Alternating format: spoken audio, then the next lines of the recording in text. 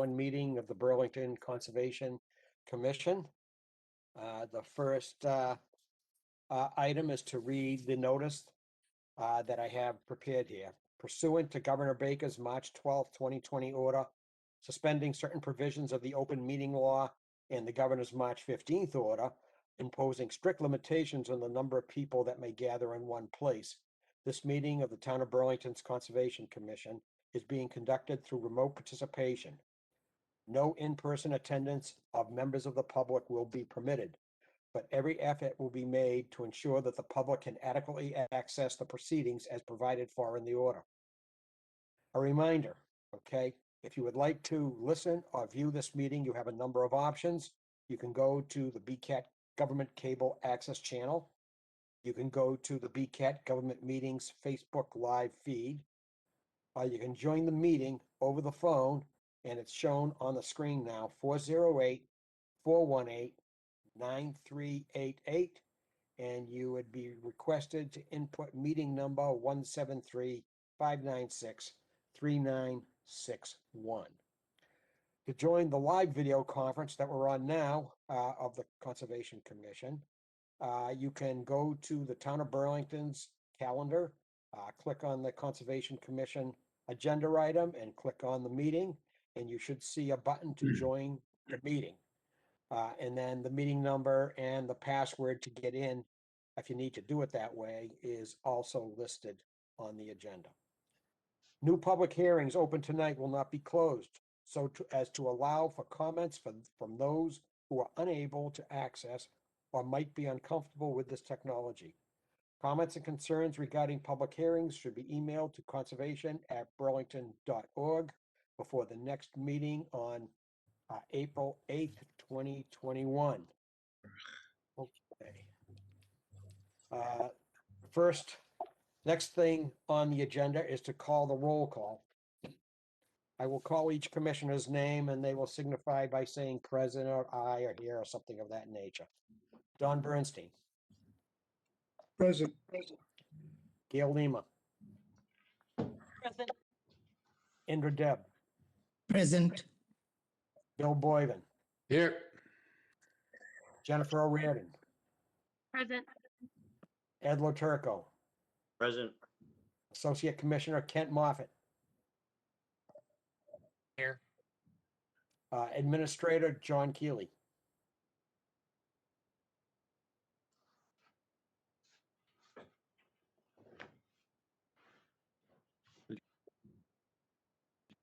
Here.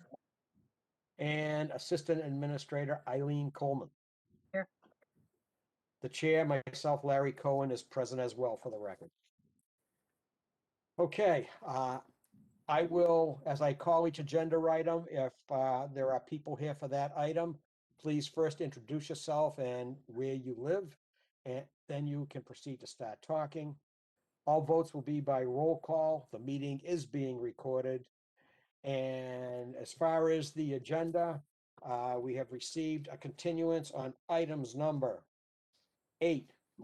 I'm sorry, items number 9, the continued public hearing for a notice of intent Redmond Street roadway by Somerset Realty Trust.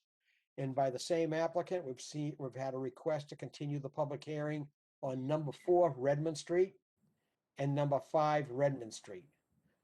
Could I have a motion from the commission to continue all 3 notice of intent hearings until April 8th? Mr. Chairman, one question. You are saying number 4? That was street. What's your question, Your Indra? question, you said Redmond Street number 4, item number 4? Or no, 4 Redmond Street. Okay. Yes. Sorry, I got it. Is there a motion to continue these hearings? So So moved. moved. Second? Second, Don. All right, Don, how do you vote? Continuing the hearing? Yes. Gail?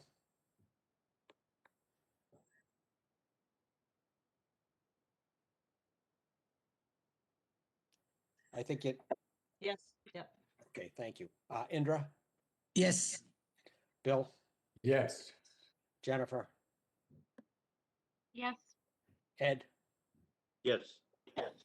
The chair votes yes by a vote of 7-0-0. The Redmond Street roadway public hearing, number 4 Redmond Street public hearing, and number 5 Redmond Street public hearing. Items 9, 10, and 11 on our agenda is continued until April 8th, 2021. All right, so with all of that dispensed with, could I have, we'll have a call for citizens. There's somebody on the line who would like to participate for something that's not on the agenda and would like to say a few words.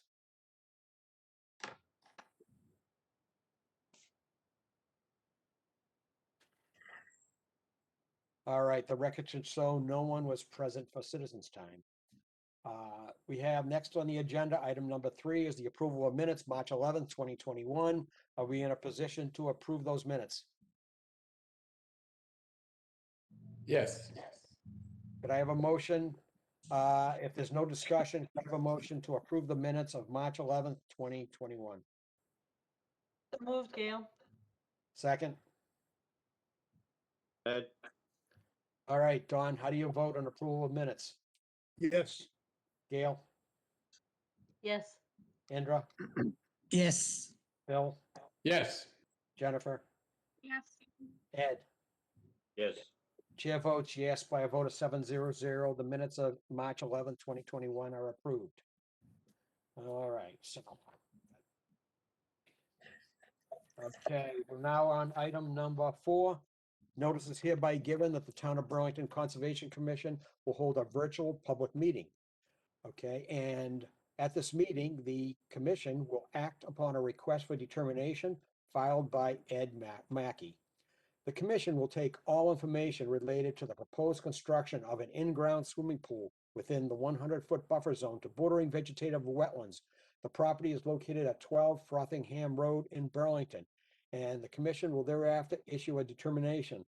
The application is being heard pursuant to Mass General Law, Chapter 131, Section 40, which is the Wetlands Protection Act, and Burlington Bylaw, Article 14. To obtain a copy of the application, you can do that by email, conservation@burlington.org. All right, so someone here for this at 12 Frothingham.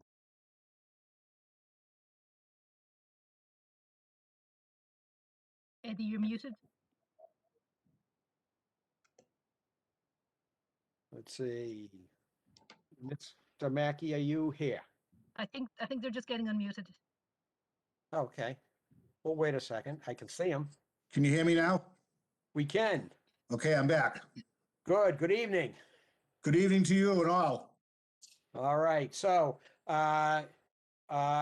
you are the applicant and you live at 12 Frothingham, I gather. Yes, I do. And so you're our guest, so you get to talk first. You can say as much or Perfect. as little as you'd like. Okay, I'll say what I need to say. Hopefully I can, it's 40 years old. It's no longer functional. So I met with a guy last summer to do a new pool this year. And I wanted it in the original shape, but the builder Holmes Pool out of Wilmington said that a fresh hole for the deep end would be better for structural integrity and the soil. So he recommended going with the new hole for the deep end. So unfortunately, I have to shift my pool a little bit to the right. They're still going to use the shallow end of the pool, but he just wants to put walls where there's a hole that's never been dug before. He thinks less settling, and he wants the pool. I get a 25-year guarantee on the pool, so he just wants to make sure that it's sound, and that's why I'm moving it a little bit. Okay, thank you. John or Eileen, could you give us a rundown on any issues, concerns, resource areas? We were out there yesterday. Sure, I can. I might just share the plan just so I can talk around it as we go. Here we go. So as Mr. Mackey said, he's proposing to replace an old pool. So can you guys see this? Hopefully. So with his original pool, he wants to put another one almost in the same place. There will actually be a pool surround, which wasn't mentioned in the RDA, of about 1,000 square feet. he said this will be, I think, pavers on gravel. And if you guys can see, there's an oil easement that he must stay outside. So the edge of the oil easement is around about 50 feet away from the wetland. So all of this work would be at least 50 feet from the wetland, including the patio surround. The wetland is over here. I'm not sure if you guys can actually see my mouse. It's over sort of the left edge of the property. And I think that's really all I have to say. I don't really have any particular concerns about this. You might want to ask me a bit about the video. Okay, thank you, Eileen. Dawn, do you have any comments? No, not at this time. Gail, Nope, all set. Indra? So just to make it clear, is the same size or is it a little bit bigger? It's, right now it's a 16 by 32. It's going to be an 18 by 36. And the patio area is going to be around the same as what it is right now. I don't think it's changing that much, the patio. Oh, okay. Thank you. Thank you. Okay, Bill? Not really related to conservation, but are you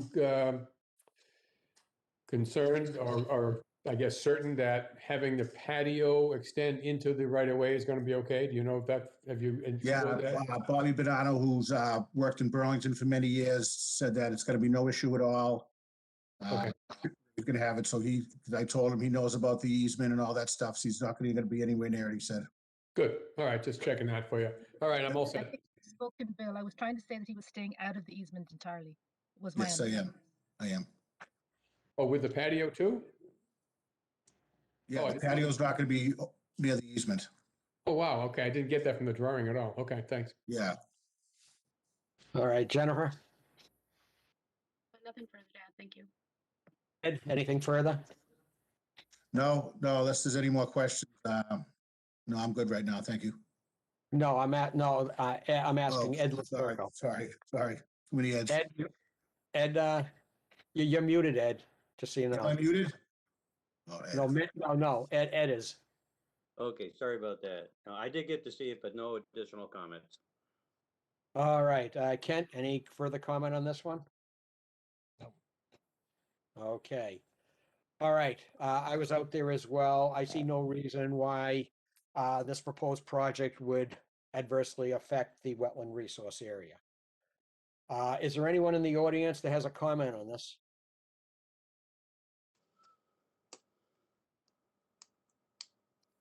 Okay, the record should show no one volunteered for audience participation. Eileen, you have a draft negative conditional determination? I will try to pull it up. Hopefully, hopefully I'll open the And right one. I gather you'll review it for us. I will if I open the right thing. Oh no, Uh, I'm sorry, that's for Hannes Park. That wasn't the right one. Let me just get it ready.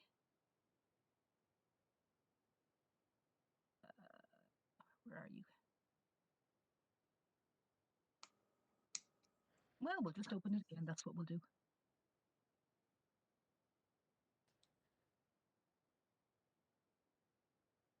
Sorry, everyone. I think I managed to actually close myself out of my Google Drive. It'll take me just a second to get back in. All right, we can afford you a few seconds each. Thank you.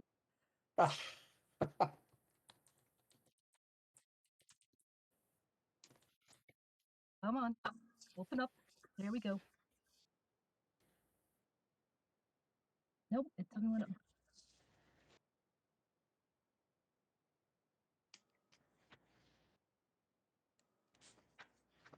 I had it all I ready don't to know go, how and then many- I accidentally you got closed my thing. Because I've got mine open. I don't know if other people have theirs open that, maybe we can just read along. Oh, except you need to display it, right? Sorry. Well, I have to open it. I have to open it again just because I must have accidentally closed it. So even whether or not I share it, I have to have it in front of me to read. Come on. It's on my admin folder. It's an opening at the moment. Do you think you could just share it and I'll read it? If you have it handy. So I have it on a different device, but I'll open it and share it. Right. Gotta find it. If somebody has it already ready, go ahead. There we go. I had it. Okay, let's just go with this. So the applicant is Eddie Mackey. The plan was the Sydney exhibit plan for 12 Rockingham Road, on which he had drawn the proposed additional pool line. The applicant proposed to replace an existing 16 by 32 foot pool with a new 18 by 35 foot pool. The applicant was advised to move the deep end to a different location for stability. The proposal will also include a 1,000 square foot patio extending to the left, right of the pool, but not behind. Pavers would be laid on crushed stone, and the pool would remain completely within existing lawn. Work was located within the 100-foot buffer zone to bordering vegetated wetland, and proposed work was approximately 50 feet from the BBW. Eddie, this is just saying that the decision is that the commission is now about to vote to issue a negative determination of applicability, which means that you can go ahead with your project. This decision is for work only as outlined in the project description above, and no other work has been reviewed or permitted by this decision. Prior to commencing any work, the applicant shall contact the Conservation Department in order to determine whether a new filing would be required. Prior to beginning construction on site, sediment barriers shall be installed and inspected by conservation staff. So that would include staked straw wattles or filter socks or hay bales along the limit of work. Those barriers shall remain in place while the work is being done and until the disturbed areas have been permanently stabilized. Your pool person is probably very familiar with doing that, so he'll just be able to put those in place for you. All construction or demolition debris and excavated soils shall be disposed of off-site in a legal manner, and no excavated soils shall be placed beyond the erosion control boundary. There should be no stockpiling of soil or other materials within 50 feet of wetlands, so you should stockpile them on the other side of your yard. No tracking of sediments onto public roadways shall be allowed, and in the event tracking does occur, sediments shall be swept from the roadway daily. There should be no filling or significant grading of the property under this decision. All existing drainage flow patterns shall be maintained, and this project shall not increase the rate or volume of runoff, nor cause flood or storm damage to abutters of the property or others.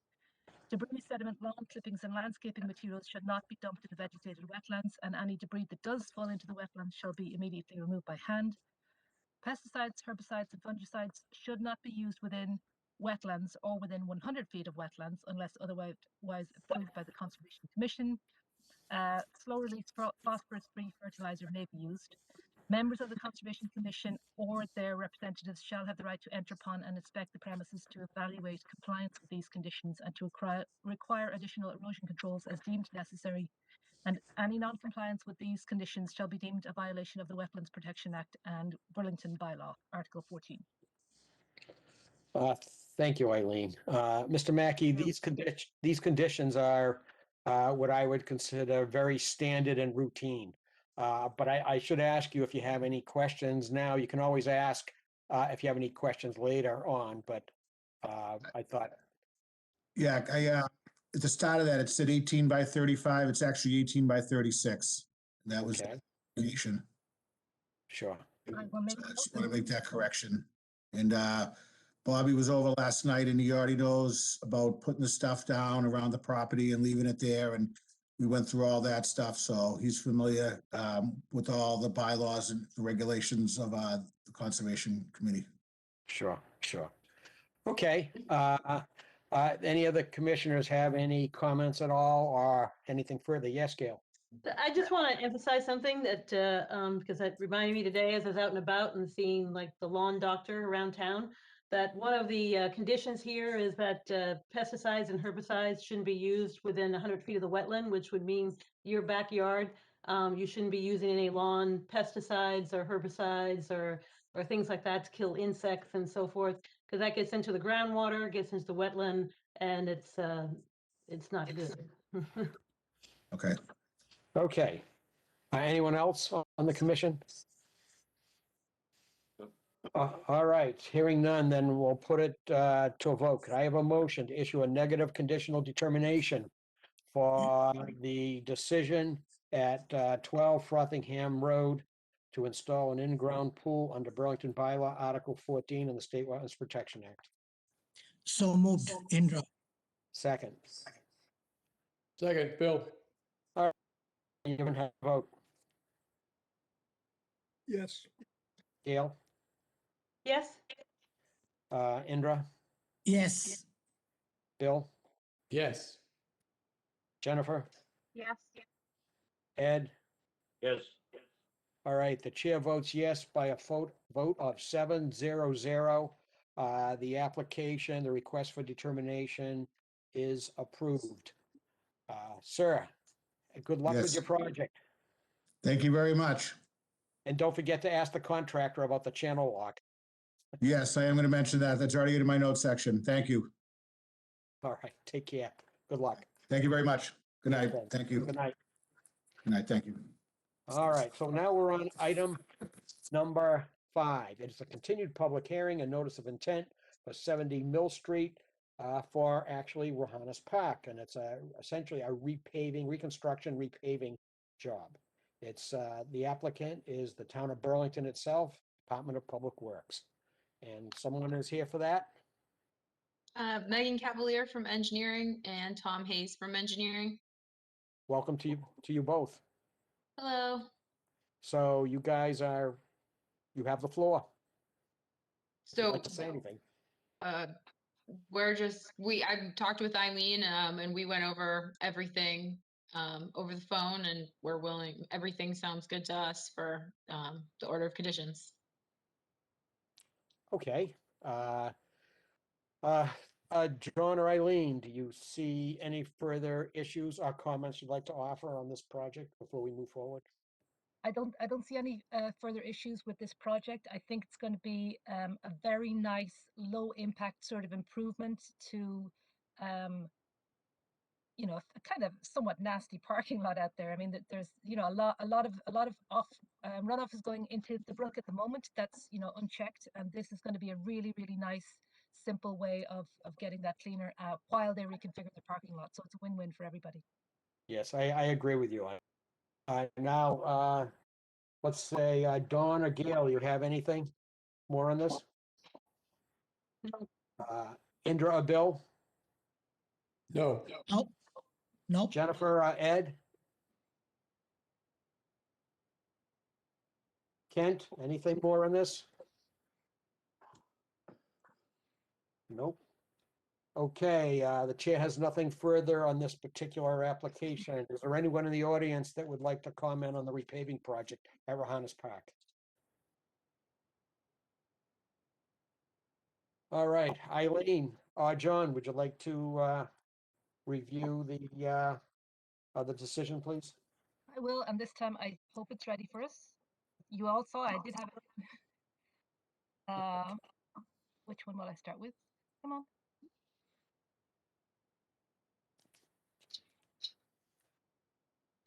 Wow. Oh, okay, I guess I'll start with the order.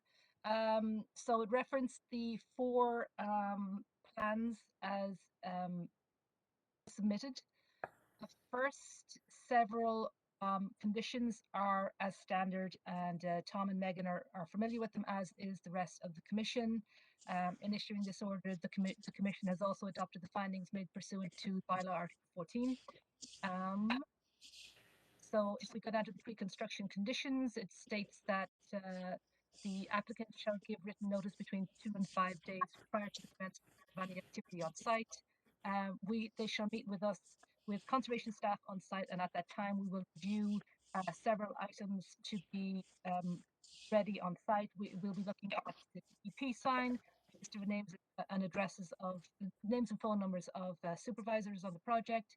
We'll be looking for sediment barriers, the field marking of the limit of work and extra erosion controls. As the erosion controls condition explained, these erosion controls shall be installed in accordance with the erosion control plan. All disturbed areas within the jurisdiction of the commission shall be immediately stabilized. There shall be no dewatering permitted on this site in conjunction with these conditions unless the commission has received and approved a dewatering plan. No materials to be stockpiled within 100 feet of a resource area unless covered and encircled with hay bales. At the end of the day, the applicant shall mechanically sweep or manually sediments from all paved surfaces. Catch basins within 100 feet of the work shall be protected with silt sacks or equivalent. No additional grading will be permitted without first filing a written request with the Conservation Commission to determine if the grading requires an amendment. The Commission reserves the right to require additional erosion or damage prevention controls if necessary. The pollution control conditions are all as standard. They relate to um, documentation of evidence of hazardous materials on site, no discharge of spillage or fuel on site, and if there is one, then they must notify the Conservation Commission and the Board of Health. No storing of more than 50 gallons of fuel on site, and refueling shall be done in an upland area more than 100 feet from the vegetated wetlands. So as for the landscaping conditions, throughout this project, trash and debris, including asphalt from the existing parking lot, shall be removed by hand from the resource area, including the bank of Sawmill Brook and the unnamed tributary and associated BBW. Any trees damaged during the installation process shall be replaced in kind. The trees to be removed close to the Recreation Department shall be replaced with a native tree. The tree to be removed, sorry, it's a singular. Pesticides, herbicides, fungicides shall not be used within 200 feet of Sawmill Brook or its tributary, and this shall be noted in the certificate of compliance. The vegetation in the swales shall be cut with weed whackers or trimmers, no more only once per year, and shall otherwise be left as naturally vegetated. The installation of the drainage swales shall be witnessed by the design engineer, so that's Megan, and no certificate of compliance without the following standard conditions. I'm going to stop sharing while I find the other one. Okay.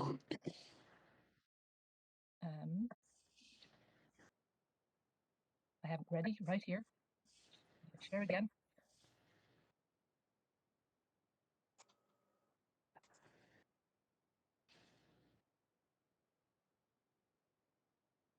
Is this being shared yet? Not yet. Okay.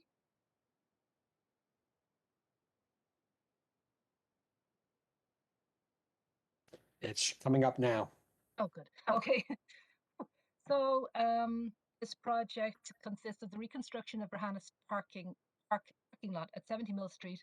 Stormwater shall be managed by swales, that's low impact development, that will be protected by new guardrails. The proposed work would be within riverfront area and the 100-foot buffer zone to bordering vegetated wetlands and bank. The filing history is recorded here. Again, the plans are referenced, the 4 plans that Megan submitted. Wetlands, values, and areas subject to protection. This project involves work that will occur in the 200-foot riverfront area to the bank of Sawmill Brook, as well as the 200-foot riverfront area to the bank of a locally regulated unnamed stream, which is tributary to Sawmill Brook, and the 100-foot buffer zone to bordering vegetated wetlands and bank.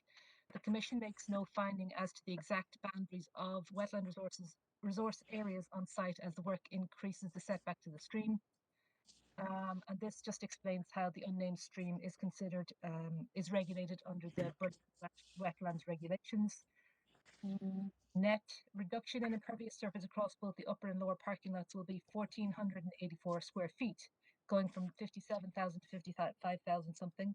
Approximately 600 square feet of impervious surface will be added in the riverfront area to the locally regulated stream, while a small amount will be removed outside the riverfront area.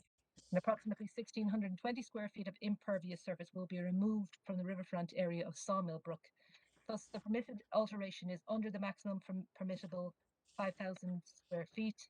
A total of 20,000 square feet, which is spelled incorrectly, of the resurfacing work will occur in the 100-foot riverfront area of Sawmill Brook, while a total of almost 21,000 square feet of resurfacing will be in the riverfront area to the unnamed brook. The Commission finds that there are no practicable and substantially equivalent economic alternatives with less adverse effects.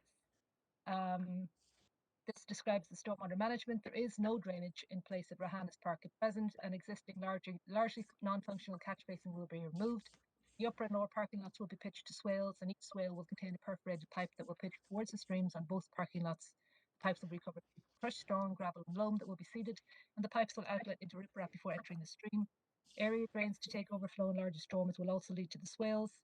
The swales will be protected from cars by guardrails, and the Commission finds that this low-impact development technique is an appropriate design. The applicant has indicated that the proposed redevelopment project meets to the maximum extent practicable standards outlined in the Massachusetts Stormwater Management Regulations, which are listed here. And I think the last part that we need to read out is the other findings. Most of the swale along the lower parking lot will be within the 20-foot no disturb zone within area that is currently paved. One tree near the Recreation Department storage shed will be removed.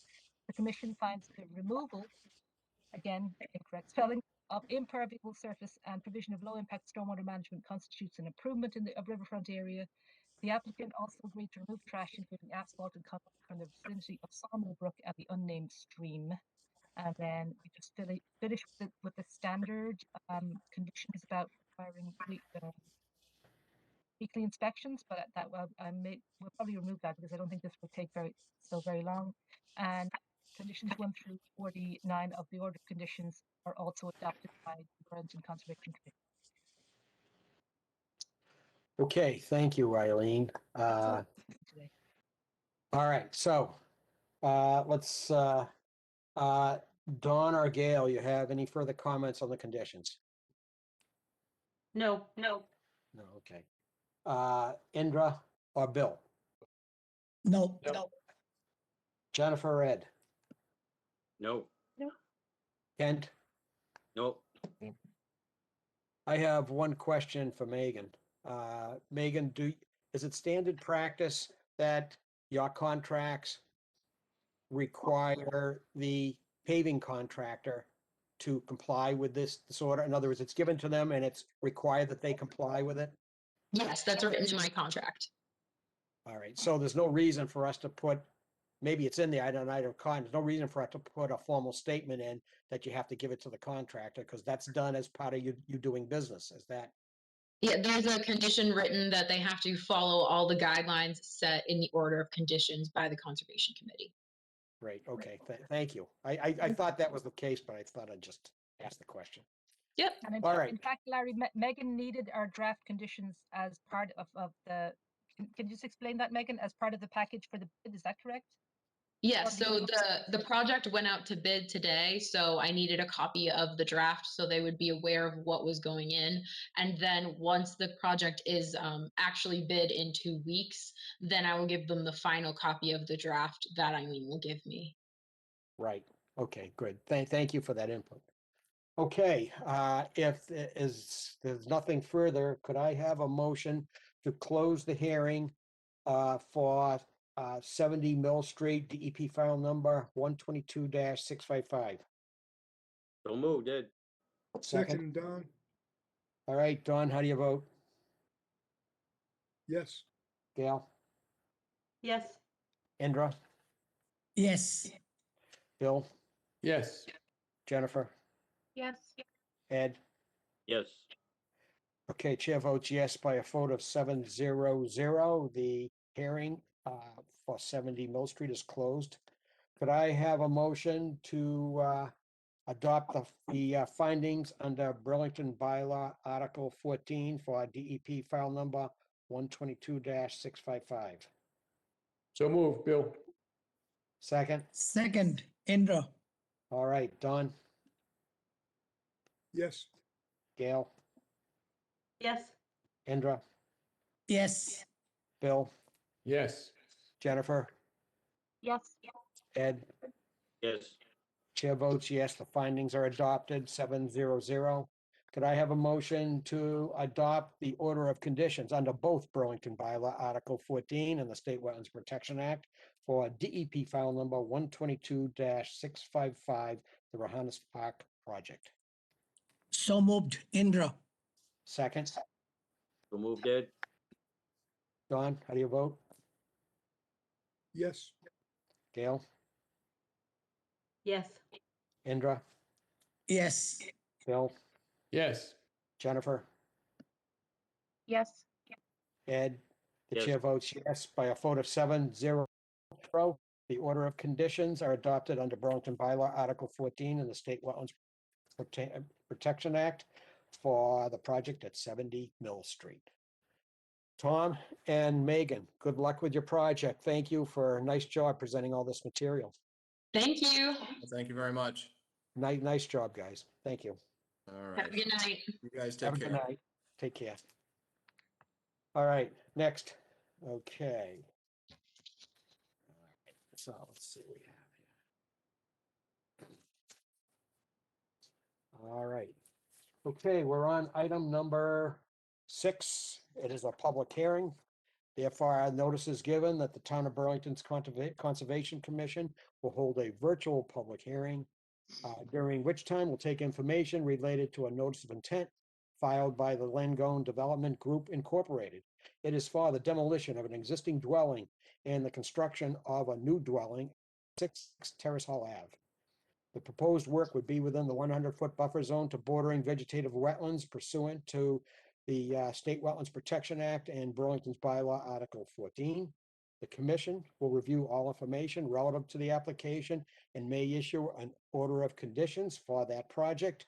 The application material is available on the conservation website, as well as you can have any questions or comments to conservation@burlington.org email. All right, so some folks here from this one. Yes, Maureen Harold from Norse Environmental and Jonathan Langone's here as well. All right, nice to see you both. Nice to see you too. Thank you. Either one of you or both of you are welcome to say whatever you would like. Okay, great. Eileen, would you mind bringing in the plan? Okay, so we filed a notice of intent with the commission to raise an existing single-family dwelling, porch, deck, walkway, and driveway, as well as a wood canopy. We'd like to construct a new single-family dwelling, deck, walkway, driveway, retaining walls, as well as cut 3 trees, plant 4 native trees and 3 shrubs. We're going to be providing rooftop infiltration, driveway infiltration, as well as demarcating the no disturb line, grading and associated utilities within the 100-foot buffer zone. Eileen, do you want me to bring in the plan? Would that be easier? No, my system's just being a little bit painful Finicky? today. I don't know why. It's opening, it's just not showing. There, do you see it now? I think it's coming up. Yeah, sorry. No problem. I'm gonna zoom in. Thank you. So the new dwelling itself is proposed 43 feet away. We're proposing the deck 37 feet away at the closest point. We're proposing the infiltration trench for the driveway 21 feet away. So as a result of this proposal, we are requesting a variance for the 40-foot no build to construct a deck 37 feet from the BDW. That will be going in an area of lawn, so no trees will need to be cut for that location. We're also asking a variance for the 20-foot no disturb because there's an existing wood canopy located between wetlands flag 2A and 4A. That's within the 20-foot no disturb. We would like to raise that, remove that, and essentially put the plantings in that location and let it come back and naturalize that area. And I can open it up to the commission if you have any questions or concerns. Okay, thank you for that summary, Maureen. John or Eileen, would you like to offer either comments or concerns or both if you have some, please? Okay, it's going to be Eileen again. I'm going to leave this up here because my system has been so painful with starting and stopping. So I'll just talk over it. So as Maureen explained, this is a pretty tight lot. They have flagged the wetlands to be either right at or very, very close to that existing wood canopy. My sort of questions or concerns are that the existing house seems to be about, if I'm reading this correctly, maybe 50 feet away from the wetlands, but they're proposing to move the new house closer, even though they are removing the wooden canopy. And I also just wonder, so they are also proposing to recharge the stormwater. So that's good. Jonathan always, does a good job with infiltrating the stormwater in his projects. But my other question, apart from wondering if it can be moved forward, and I know that Jonathan has some reasons for that, is why are those trees coming out at the back? I'm just not 100% sure I understand why. So typically with the larger trees, since they're already pretty significantly large trees, they just get bigger, and they're just a danger once they keep getting bigger and bigger. And if they were to ever fall, they're very close to the house, and they could very well hit the house. And I would never want anything to happen in that regard. So since we were filing with the Conservation Commission, I was requesting to take those out due to a safety concern. But They are proposing to replace them though with, what was the number? Two more trees and some shrubs, I think. Yeah, so we're proposing to plant 4 native trees and 3 shrubs. Okay. Anything else, Eileen? My only other question was that Jonathan might want to explain. We did wonder why he couldn't move the house forward because there seems to be some setback room there. So maybe he can explain that to you as well.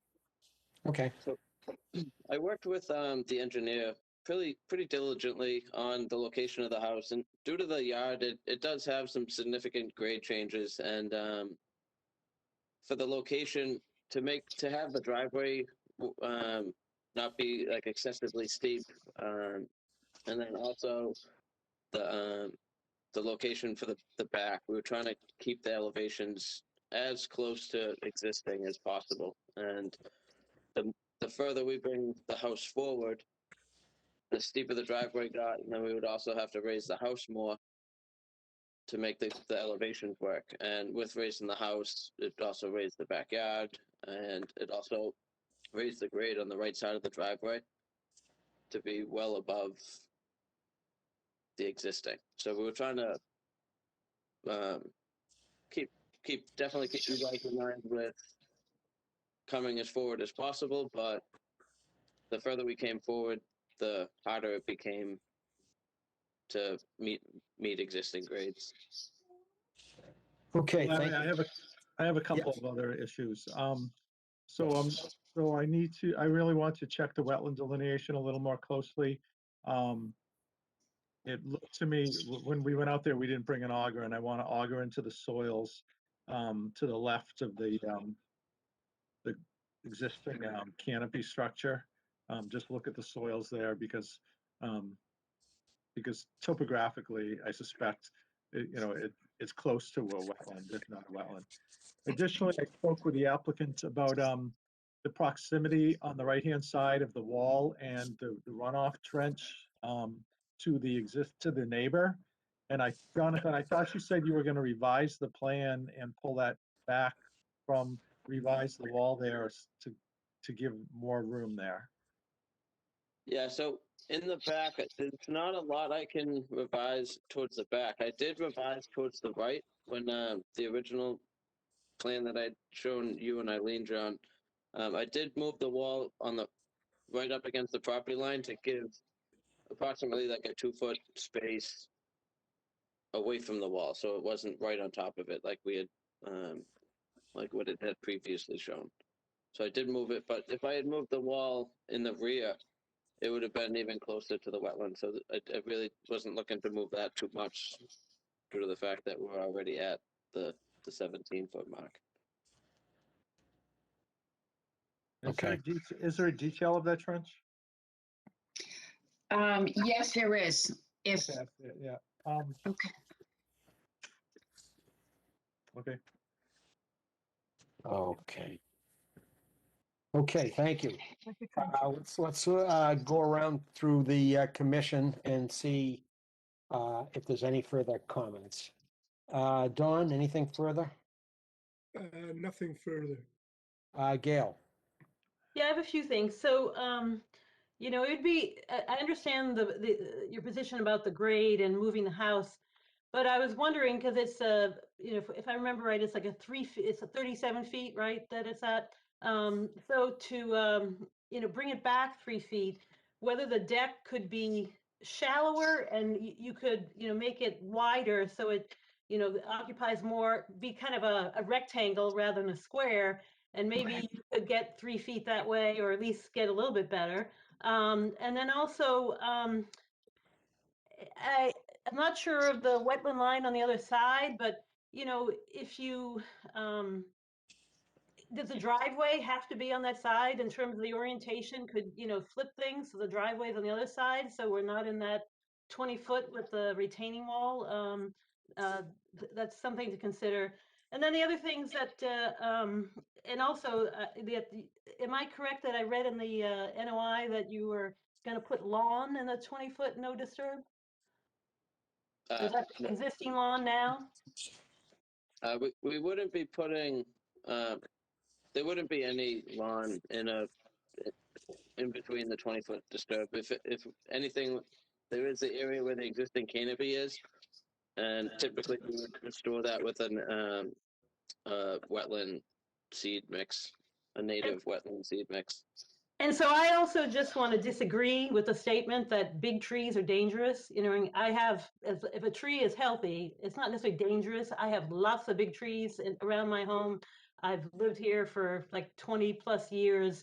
And there was something in your NOI that said something about how removing canopy increases wildlife habitat. I don't quite understand the justification for that, especially with the trees that we replaced are going to be tiny, small caliper that are going to have a whole lot less wildlife value than a mature tree. So I think it's worth looking at that and, seeing whether, some of those trees can be saved, because I just don't agree with that trees are dangerous. We can take another look at that, Gail. Obviously, we got to go back out and look at the wetland line, so that's not a problem. We'll take a look at the trees and take another look at it. Especially in the no disturbed area. I mean, that's especially, but Okay. anyways. Okay, that's all I have. All right, thank you, Gail. Indra? Yes, I also echo the Gail's comment regarding the trees. I'm here in the house 33 years and I have a big trees in front of our house. And nothing has been happening. So I also disagree with that comment that big trees are, dangerous. Other than that, yeah, we don't like that you take out the trees and you're taking out the big trees and putting the small trees. You have to think about that. I don't like that either. Okay. Okay. All right, Bill?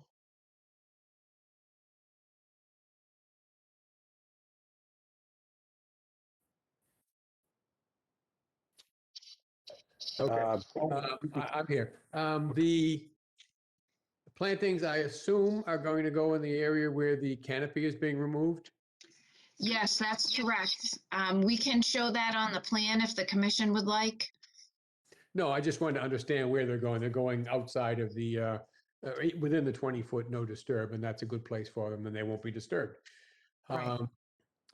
And the fact that you're requesting a waiver for the building within the 40-foot no build, to me, the removal of the canopy and the allowing that to return to natural status is justification enough to grant a waiver. So I don't have a problem with that.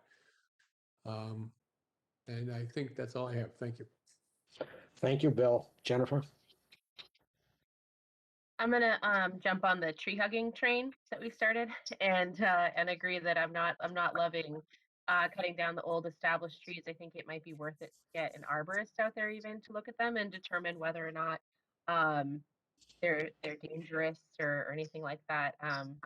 I also have some really gigantic old trees that brush right up against my house. We haven't had any issues, but yeah, I think just looking at that, and then if the remainder of the commission is okay with the raising of the canopy, but then the replanting, and then they find that sufficient, then I would agree with their findings on that.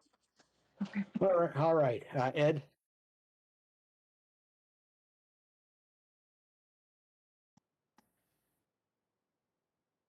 You have to unmute, Ed.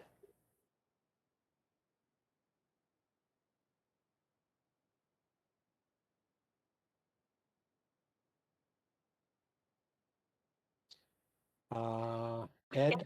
Turn your video off, you didn't turn the camera on.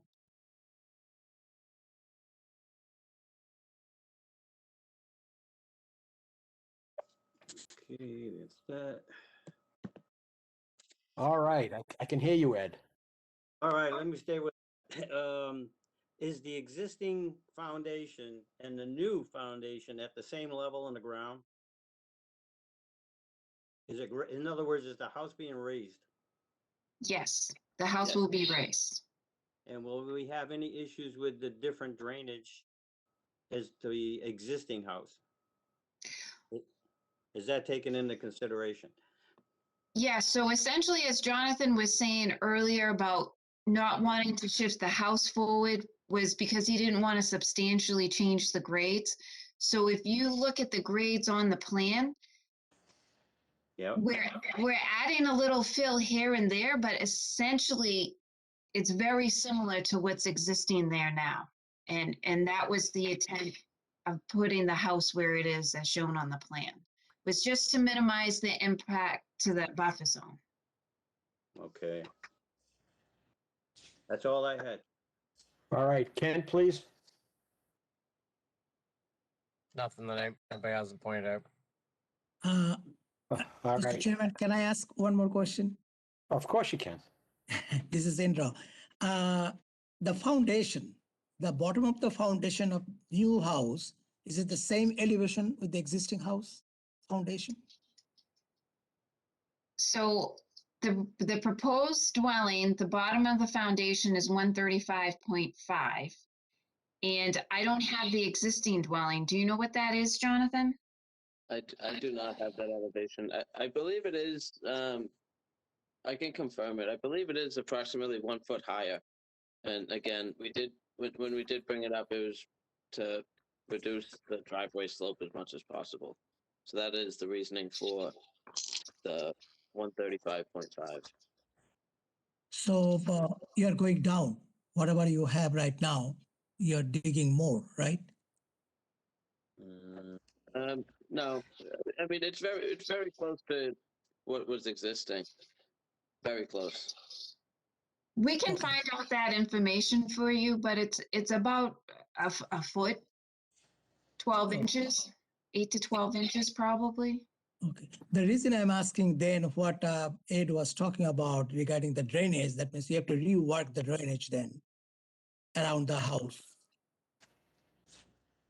Yeah, so all the drainage and the sloping on the lot, I mean, we try to minimize slopes as much as possible.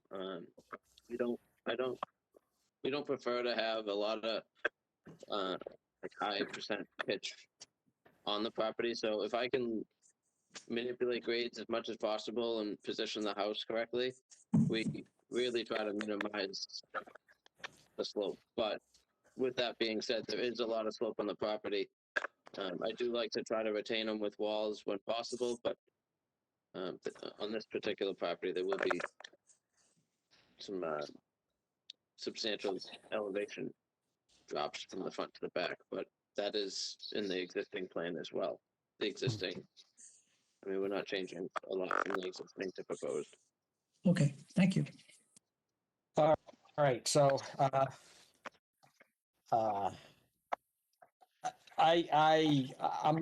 I look at this plan, I see the removal of the wood canopy, and I think that's a credit to the proposed project. I see, there was a suggestion to reshape the deck to reclaim the 3 feet. So, I mean, if you made the one dimension of the deck 9 feet, I don't agree with that. I think 12 feet is good for a modest deck. And I think the fact that you're removing the existing wood canopy is sufficient credit to call the 3 feet request for a waiver of the 40-foot no build zone de minimis. Also moving the house is the other, and that's going to create a yard that's going to it seems like it's going to have a greater slope. And a greater slope on the driveway.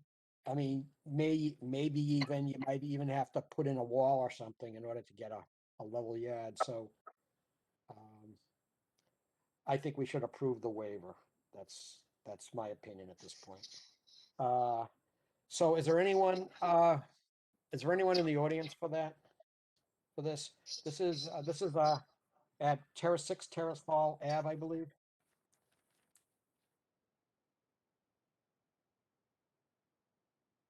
Can I just ask one question about the deck? Is it planned to be gravel underneath the deck, or is there going to be a pad?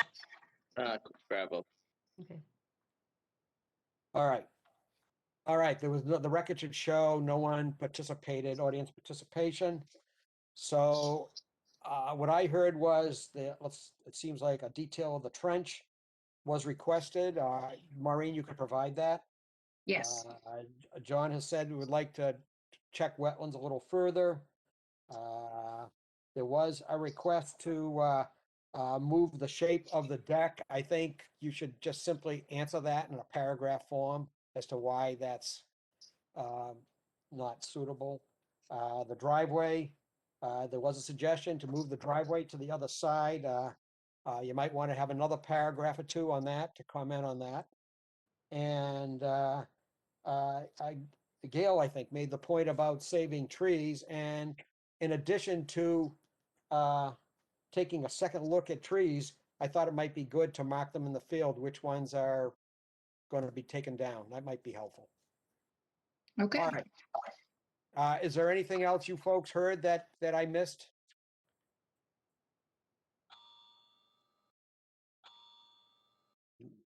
No.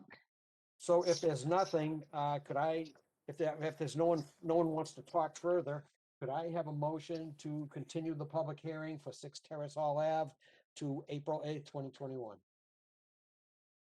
So moved, Don. So moved. Second, Bill. All right, Dawn, how do you vote? Yes. Gail? Yes. Indra? Yes. Bill? Yes. Jennifer? Yes. Ed? Yes. Chair votes yes by a vote of 7-0-0. The hearing at 6 Terrace Hall Ave is continued until April 8th, 2021. All right, Great. folks, thank you. Thank you. Have a good night. Thank you. All right, Have a we'll good see night. you in April with even better weather, right? Good night. Good night. Hopefully. Thank you. Have a good night. Okay. All right, so we're on item number 7. Okay. We have a public hearing. Notice is hereby given that the Town of Burlington Conservation Commission will hold a virtual public hearing. The purpose of the hearing is to take information related to a notice of intent filed by Noria Energy Corporation. It is for the demolition of an existing restaurant building and an existing gas station convenience store, and the construction of a new gas station and convenience store at 5961 Middlesex Turnpike. The proposed work would be within the riverfront area. It is within the 100-foot buffer zone to bordering vegetative wetlands and bank.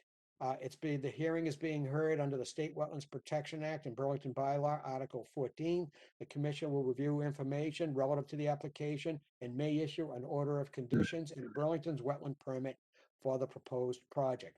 The application may be viewed by going to the Conservation Commission webpage, or if you have comments on this hearing, you can submit them to conservation@burlington.org.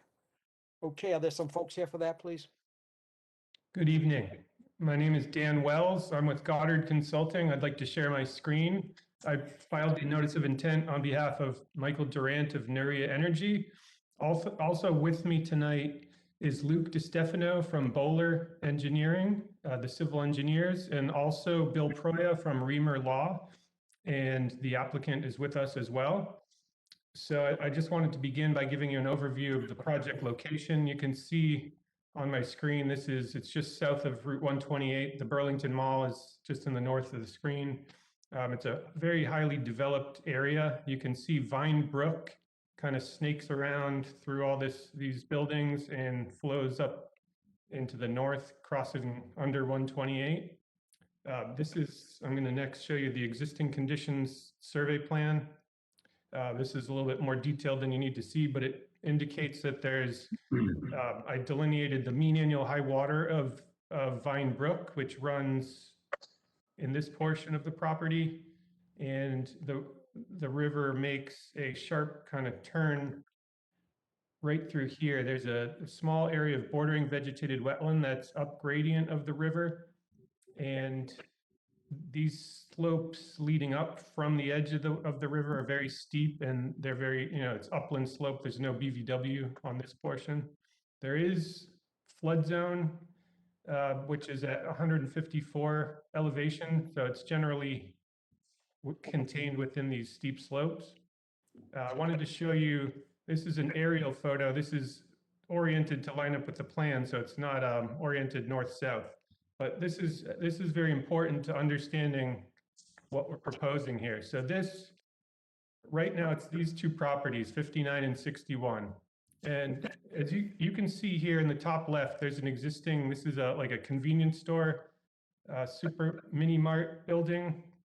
There's also an abandoned D'Angelo's building right here. And this is the canopy over the existing gas pumps. So as you can see, there's a lot of pavement, a lot of roof area, very little natural vegetation on this property. And just if you look at the landscape surrounding it, you can see the brook kind of weaves its way through tremendously developed areas. So that's important because this project meets the criteria for a redevelopment project under the riverfront performance standards. So I'll just zoom in a little bit more there so you can see clearly almost the entire site is within the riverfront. The riverfront boundary just comes out onto Middlesex Turnpike. So next I'll move on to this is the site plan, and I'll just give a quick overview and then I'll get into more detail about the project. But what's being proposed is to demolish the existing building in this area and the existing D'Angelo's building. So there's the two existing buildings will be replaced with a new convenience store. In addition to that, there will be the relocation of the gas pumps. So there'll be an island or a roof over this area. So in addition to, so this shows what's important also about this project. This dashed line here is it identifies the existing limit of disturbance for the site.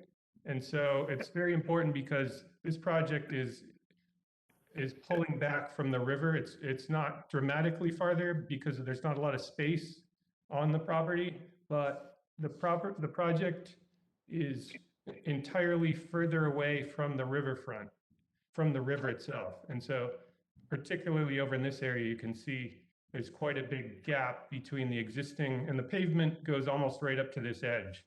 So that's an important component of this project. It's improving the conditions substantially over what's there presently. So what we have here is, this is a comparison showing the impervious surface of the existing versus proposed conditions. So on the top, you can see the areas in gray, that's the roof area and the pavement.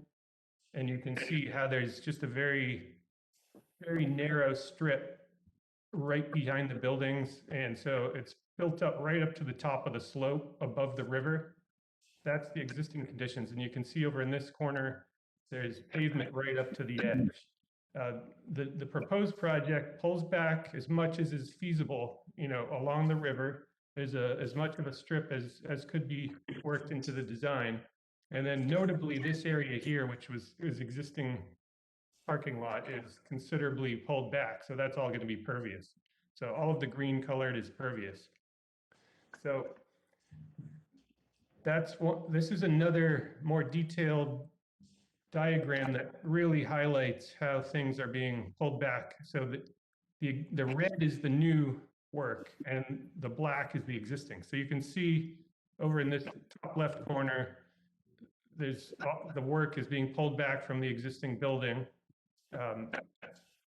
And especially, as I mentioned over here, this is all existing parking areas. That's being pulled back significantly. There's not a tremendous amount of space behind the convenience store, but it has been pulled back to the south, away from the river as much as is feasible. So as part of meeting the riverfront performance standards, we have to provide an improvement over existing conditions. So this is the landscaping plan. And what this shows is there's 3 areas, there's actually 4 separate areas where native plantings will be installed. And most importantly, there's these 2 areas in the corners which are closest to the river. So this portion here, you can see again, this is the existing limit of disturbance. So all of that gap between the proposed limit of work and the existing, that's all going to be revegetated with native species, as is over here on the top right. And again, this is the BVW is very close, and the river, the mean annual high water line runs like that. So both of those mitigation planting areas are as close as possible to the river. And then finally, these areas here along the edge of the property towards Middlesex Turnpike all of these plantings will be native as well. And these are within the riverfront. They're not within the inner 100, but so overall, that the mitigation plantings total 1,255 square feet. 530 square feet of that is these 2, which are closest to the river. So that alone, that square footage of mitigation plantings is versus 0 native plants basically within that footprint right now. So that's a tremendous improvement. Another important feature is the overall reduction in impervious surface. So I'll go back to the site plan here. So the overall, so within the first 100 feet of the riverfront, the amount of impervious surface has been reduced by 524 square feet. So that's a pretty significant amount given the lack of space available on the property. There's a slight increase in the outer 100 to 200, but the net change for the entire riverfront is 140 square feet reduction in impervious. So based on those 2 alone, by reducing the impervious surface and adding over 1,200 square feet of mitigation plantings, the project is a clear improvement over existing conditions. So beyond those 2 improvements, there's also the fact that the stormwater management for this site is going to be a dramatic improvement over existing conditions as well. So I'll have Bowler, Luke DeStefano can give you more details about the specifics of how the stormwater is being improved, but I'll give you just a general overview. All of the roof runoff from this convenience store building is being captured and diverted through pipes into this infiltration system. All of the surface runoff is going into catch basins, and there's deep sump catch basins, hooded deep sump catch basins. So they provide an extra amount of treatment to the water, all of that. So everything gets collected and treated before being discharged over into this area. This is an existing discharge area for the current conditions. So the project is a clear improvement over existing conditions, and we feel that meets the criteria under the riverfront performance standards. I'm happy to go through the specifics. It's very technical, and it's not exactly crystal clear when it comes to interpreting the riverfront regulations, but we feel that our project, it meets the criteria. If you factor in the mitigation plantings, the improvement in stormwater, and the reduction in impervious surface. So. Okay, thank you. Are you folks through, or is there more to come? I think we can leave it at that initially, and if you have questions about the drainage or civil engineering, we can put the plan back on the screen and get more into detail. Okay, that's fair enough. John or Eileen, do you have any comments on this one so far? So I'm not sure it was made totally clear, but so the plan that Dan Wells was just showing is not the plan that you initially got with your filing. There was a revision, and so I think you got it, the revision. I'm pretty sure that was distributed to you. But so there's more green space on the revised plan on the right-hand side of the proposed convenience store, there's a significant area that was proposed to be parking that they've turned into green space. So I think the revised plan is definitely better than the original plan. As far as resource areas go, I think I'm not too comfortable going down that slope to try to check the bank flags on Vine Brook. I'm not sure how you did it unless you kayaked it, but it seems fairly risky. So I think we could just make a general statement that we generally agree with the delineation, but we don't formally approve it. Because frankly, the riverfront area, the entire site's in the riverfront area. And if we were to move the bank flags up gradient 2 or 3 feet, it just wouldn't make any difference to the project or the delineation really. It's a tough site. There's not much space. I think based on some of the feedback we gave them when we met with them last week, they've tried to make some improvements, and they certainly have made some improvements. I'd still like some more discussion on the stormwater and how it meets the standards for discharging to a critical area. Part of the site is in the zone 2 and it discharges to the zone 2, I believe. Certainly if discharges within a few feet of the zone 2, if not directly into the zone 2. And I think you've made some changes so that there's a swale. Is that not correct? Luke, do you want to handle that? Yeah, there's a small discharge area, and for the record, Luke DiStefano with Polar Engineering, and without the plan being on the screen in the southern corner of the property where you have the discharge from the stormwater, there is a small swale there. But basically what we've tried to do, as we discussed during the initial preliminary informal meeting with Mr. Keeley and some others, we've really tried to maximize the tough site. I think Dan put it well. It is a tough site.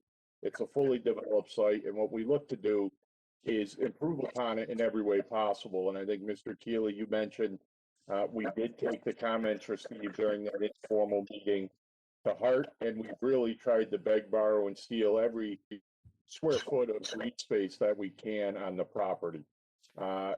We've ultimately ended up not only increasing green space, but we've maximized replacement of native species on the property. And then as far as the stormwater management system is concerned, as discussed, we are proposing to recharge runoff from both the canopy and the building on the northern portion of the site. And then additional runoff from the other impervious surfaces will be collected as noted via deep sump catch basins, oil water hoods, discharged into a proprietary stormwater quality unit in the front right corner of the property, and then discharged back into a swale that then runs into the wetland in the southeast corner, just off the property. Again, we feel that with that, if you've had an opportunity to review the drainage report, it certainly results in significant improvements to not only the stormwater quality, but the stormwater quantities exiting the property. And we feel that coupled with all the other improvements that are being made to the site really enhance the property. Again, it's a difficult site. It's a fully developed site, but we feel that the project before you is a much better condition than what you have under the existing condition. And again, we can certainly go through and discuss how we feel it meets the various criteria, but that's just a little bit more detail in the intent of the stormwater design as well as the overall site design in general. So Larry, I just have one additional question.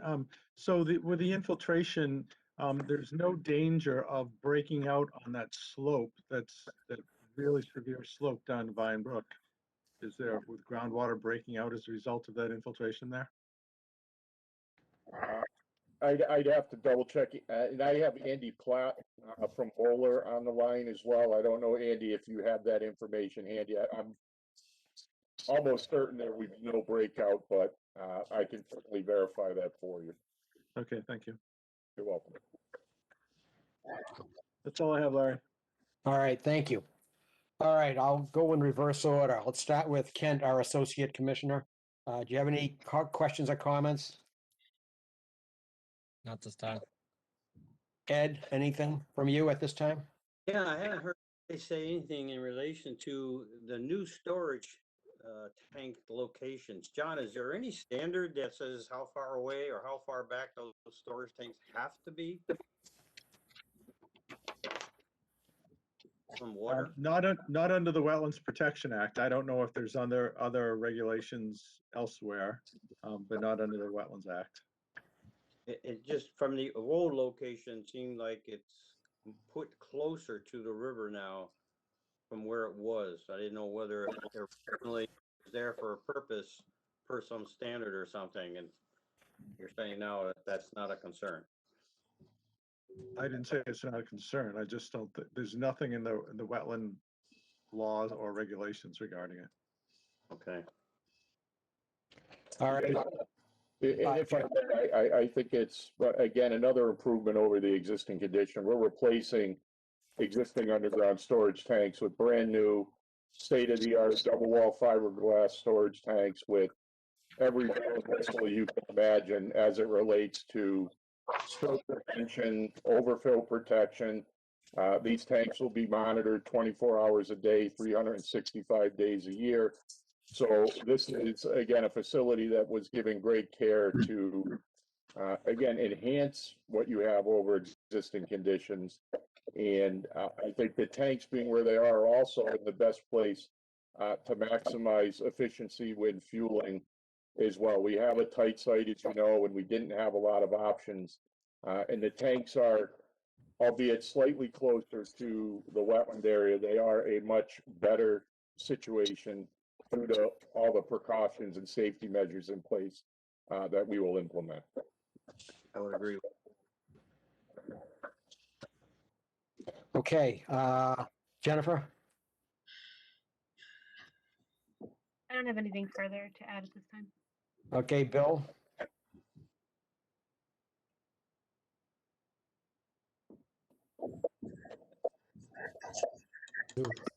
Okay, yeah, I have quite a few questions. Back to what was just being said by Ed about the location of the storage tanks. You couldn't have designed this site any more carefully to put the storage tanks, the filling ports, and the trash dumpsters as close to the wetlands as possible. Now, part of that is what you're restricted here. I realize it's a very complicated site. Actually, before I get into my comments, I do want to also point out that the whole report that was submitted was outstanding, a very high quality report, and I compliment you on that. But you know, I'm concerned about those filling ports that are being behind the tanks there and actually bumped out to be as close to the banks as possible. Isn't that where you're most likely to have a spill of any kind? It's where we fill the tanks. Those are remote fills, but there are spill containment buckets that does sit on a concrete mat surrounded by a curb. The likelihood of a spill with this type of system is almost zero. Obviously, I cannot say never, but I've been designing and permitting gas stations for almost 30 years. And the systems that are put in place now are, again, state of the art. And the likelihood of any release that would ultimately make its way back into the jurisdictional area is just about zero. Okay, thank you for that answer. The pumps themselves are covered and the rainwater is being captured. Is it a flat surface on top of them relatively? I'm thinking, you know, that and on the convenience store, is there any possibility of any kind of solar panels or something like that? I can answer that it is flat relative to solar. I can't answer that. Okay, because I know there's some drive-up bank teller things in town that have solars over them that power the lights for the teller ports or whatever. You know, I know that things of that size in a parking lot have the solar on them in town. I'd like you to look into see if it's possible to add some of that to this site. the lawn area to the right of the convenience store. I'm glad to see that it's pervious now. But why does it have to be grass? Why can't that whole area be native grasses or just allowed to go natural and not be mowed?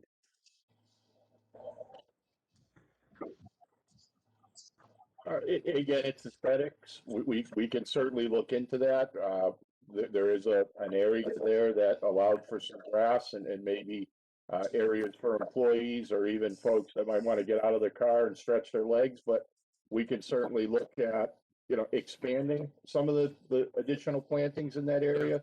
But I think having a little bit of an area that can be used for something other than native plantings is beneficial. It's a gas station. I mean, it's not a picnic site or a public park. To me, I don't see the need to have green grass there, but the more plantings that are natural nature that you can get, the more I'd be happy. Sure. I had noticed behind the what's currently behind the restaurant, it will now be behind the convenience store, I guess. Is there access to that going to be blocked off for people? Because I'm noticing behind the restaurant now, there was trash and there was a bag with a 6-pack of beer and a few nips and stuff. And obviously people have gone back there and relaxed, and that just encourages them to throw trash into the resource area. Will the fence prevent them from going behind the store? On the north side of the building, we do have a fence that would prohibit access to the back of the site. On the south side of the building, I would imagine you could get back there. It'd be difficult. Okay. And we could certainly look at some sort of barrier there if it was absolutely necessary, but we didn't feel, given topography and whatnot, that it was 100% necessary. Okay, and it's not like the current store where it's paved on the right and you can easily get back there, so. Correct. Where the restaurant is. Okay, did I read that you're going to do test pits for that infiltration chamber? We did conduct a test pit. It was I believe a couple or a few weeks ago. It was supposed to be witnessed by the health agent, but she was unable to make it. We found material that was somewhat consistent with fill, not nearly the fill that's on the south side of the property. And we feel that what is there is conducive to the infiltration proposed. And we feel a little bit more confident in that also, given that there is an existing infiltration system there today that by all accounts functions as it should. Okay.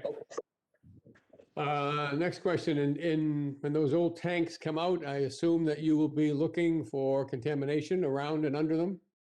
Absolutely. There'll be a licensed soil professional on site monitoring the removal of the tanks, and they will react accordingly if needed. Okay. And your maintenance plan mentioned something, I took a few notes here, that fertilizers and pesticides will be used at a level consistent with typical residential use. This is obviously not a typical residential site. It's sitting right on top of a bank to a resource area, and the whole thing is within the inner riparian. So I think fertilizers and pesticides should be extremely limited in a site like this.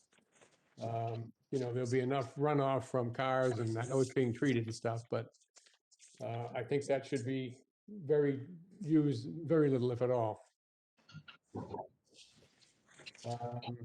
The other question I have regards snow storage. Currently, you can see the snow is piled up right up to the bank, if not actually some of it going over the edge into the bank. The fact that it's not paved to the right of your convenience store, you won't be pushing it back there, I assume. What is the plan for snow storage? For the most part, during heavy storm events, the snow will have to be trucked off site. That's not uncommon for small sites like this in New England. Okay. Good. The only other question I have, which I'm sure John, as our technical expert, is going to be looking at, was whether the calculations for 80% TSS removal are correct, and if John is satisfied with that. and whether the water quality unit on the lower right, the water quality unit number 1 is sufficient for the entire lot. That's all I have. All right, thank you, Bill. No, we're on Indra. Yes. My first question is, what is the existing drainage system? Are you using the existing drainage system at all? We will not be. We will be removing everything and replacing it with new. Under the existing conditions, a very small portion of the site is infiltrated in front of the existing gas station. On the north side of the property, the rest of the site, sheet flow is pretty much untreated into the southern corner, the front right corner, and then runs overland back into the north behind the site. So, and there is no stormwater quality device right now, unit? Not that we're aware of, other than a couple of catch basins that then convey into an infiltration system on the north side of the site. Okay. Regarding that storage tank, is there any possibility that you can move down away from the Again, unfortunately, given the narrow nature of the site itself, is very narrow in its depth. And in order to facilitate the fuel delivery vehicles that need to access those tanks, as well as to keep separation from foundation systems, footings, etc., we were very limited.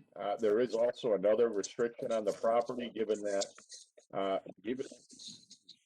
the left portion, basically the left half of the site, is the only area where we can have any gas-related amenities. So that further restricted where we could place things. Originally, we had looked at having the tanks in front of the convenience store. But given the restriction we had with zoning, the tanks really had to go back almost to where they are. They do mimic where they are under existing conditions, but again, it was really the only place we could put them and make the site function. Okay, so the other place, so you cannot put that. Okay, that's all right now. All right. Thank you. Gail? So, Bill, you asked most of my questions, so that's good. I think the results of the testing from when you remove the tanks will be really important to see. I'm just looking at my list here and trying not to repeat what Bill had mentioned. I felt like the O&M plan was pretty vague. I'd like to see a little bit more detail there about kind of you kind of talked about the snow removal, but sweeping the parking lot twice a year, I think that could probably be improved. That seems pretty minimal, especially for a high traffic site and for a site where there's going to be, lots of vehicles and trucks coming in there and so forth. I totally agree with Bill, and that lawn area should be native plantings. I do not want to see people hanging out on the grass next to Middlesex Turnpike, smoking cigarettes, taking their trash from the convenience store, leaving it there. That's then going to end up in the stream. It would be great, and I don't know, the site is really tight, and I can see that. But I don't like the tanks that close to the river. I understand the limitations there, but it's kind of like a trifecta there. We've got the tanks, we've got the dumpsters, we've got the transformer. If there is some way to move some of that stuff, that would be great. The dumpsters, they need to be bomb-proof. Sites around town where dumpsters against the stream, there are lots of problems, and you can't always count on the employees that work at a place because they're busy. They don't always close the enclosure, and next thing you know, stuff is blowing out of the dumpster into the stream, and it's just not acceptable. And I would go a step further because with the, our kind of conditions regarding pesticides and fertilizers, and we actually say that no pesticide or fertilizer will be used within, or pesticide and herbicide will be used within the wetland riparian area. So there shouldn't be any use of that. So I'd like that removed from the description. Let's see. We got drainage already. And then this is just, so how many EV chargers are you putting on the side of the convenience store? I believe two. 2, okay. All right, that's it. Gail, you asked for a reference to pesticides and herbicides be removed from where? Could you clarify that? So it's in the description in the description of the plan that they're going to be used. Oh, and one other thing, there needs to be a planting plan. So we need to see what you plan to actually plant here. Okay, thank you, Gail. Just so you know, there is a planting plan on the landscape plan Okay, in I the couldn't, upper right. all right, I guess I couldn't find it. All right, there it is. Okay. Oops. Can you blow that up again so I can read it? Thanks. All right, that looks fine.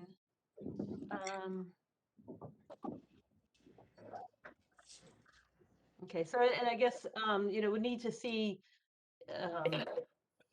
you're talking about planting maybe some wetland seed mix, were you, or not, or a native seed mix, or is it just going to be all shrubs? Dan, do you recall off the top of your head? I believe it was mostly shrubs, but I don't want to think out of school. It's okay. Oh, well, yeah. Yeah, there's no seed mix specified. I think the proposed lawn areas are just general hydro seed, but it's not spec'd out for a native seed mix. Yeah, so I think that, we'd like to see something different there. I mean, there's a lot of, it's another improvement that could be made to this area. Okay, thank you, Gail. Don? I don't have anything further at this time. Good report. Okay, just a couple of quick questions. Are you folks, there's a sort of a semi-broken fence on the right-hand side as you face the site. I assume you're removing that? Correct. Okay. And what about the fencing in back? I assume the fencing in back is being removed because you're pulling back. It'll be removed and replaced, correct. Okay. And the thing is, I don't know if there's anything that can be done, but I'd like you to take a look at whether there's anything you can propose for further improvement on the bank. I mean, the thing that comes to mind, obviously, is picking up any trash and stuff like that, which is an obvious request from the commission. But if there's anything else you can think of that would improve the functioning of the bank, and then I'll ask, after John takes a look and gives it more thought, maybe John or Eileen, you folks could weigh in if you think there is anything to give them your advice. Okay. Is there anybody in the audience that has any comment on the project? This is the project located at 59 and 61 Middlesex Turnpike. It's the renovation of the D'Angelo's and gas station at that location. Larry, I just have one more thing I'd like to ask. I'm sorry, this is Gail. So the curbing around the edge of the parking lot, are you going to be putting in granite curbing? I believe it's concrete. Yeah, like I'm kind of concerned about when it's plowed, that breaking apart and stuff. That's stronger, I guess, than the bituminous, but we repeatedly find pieces of curbing on banks of streams, cars hitting it and stuff like that. I don't know. How do you feel, Larry or John, about concrete? Well, I will tell you, every time I have looked at concrete curbing, It is terribly banged up. There's pieces of it that's been fallen off, broken off, and hit, and it just simply, it just doesn't last. If it was completely left undisturbed, maybe, I haven't seen any concrete that has been curbing that has been completely left undisturbed. So certainly if you're going to be in the area of plowing, Gail, I completely agree with you that it's not going to last. Not just plowing, you mean, I can, see like, cars and landscape trucks coming in with trailers and things like that sometimes are backing up at the pumps that might be hitting the curb repeatedly. Yes. I think, it'd be nice to have something that will be a little bit more substantial. Okay. All right. I think we're going to end the discussion here, but I'd like to review the list that I took, and could you compare it against your notes as we go along? Because I'd rather not have you come back in 2 weeks and then you tell us that, I guess it wasn't clear. The first thing is that John asked for more discussion on how the project meets stormwater standards. So I think something in writing would be appropriate. Uh, And John mentioned, and I have the same concern about breakout of infiltration water on the slope. So if you could provide on what basis you feel that the water would not break out, what criteria you're using for that, I think you should respond to that. And Ed, you did mention that the tanks are much better equipped with safety precautions. Ed seemed to mention that the tanks appear to be closer to the river. I think you should simply have a statement that says, these tanks are that much closer, and the old tanks are so close to the river. If you want to add in that it has all the safety precautions that you mentioned, I certainly would not object to you adding that to the narrative.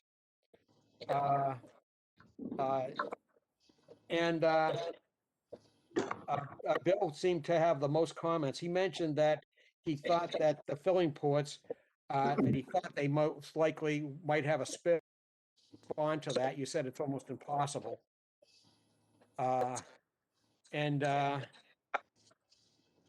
Question? No. I'll just keep going and then we can go back to it if you'd like. Bill mentioned about possibility of on the roof. You should probably respond to whether you can take a close look at that. It would certainly be a benefit to our environment to displace any carbon-based power generation. Bill mentioned why grass on the right-hand side. So I think we've talked about, you're going to take a look at perhaps replacing that with some kind of native plantings of some sort. The test pits were not witnessed by John, isn't that a problem? Yes, the Board of Health's gonna have to witness them. Otherwise, they'll comment negatively to the planning board, so yes. Okay, thank you. I think, I don't know if it's clear in your operation and maintenance, but the snow storage you said will have to be trucked off site. If it's not in there, you want to make it real clear. And the plan should show where if there's any temporary storage, you should have a plan that shows where the temporary storage is. Okay. And Gail mentioned that the O&M, I think, was vague in a couple of areas, maybe other areas on snow removal, and she asked for an improvement on sweeping. So you probably want to take a look at that more than 2 times a year. Okay,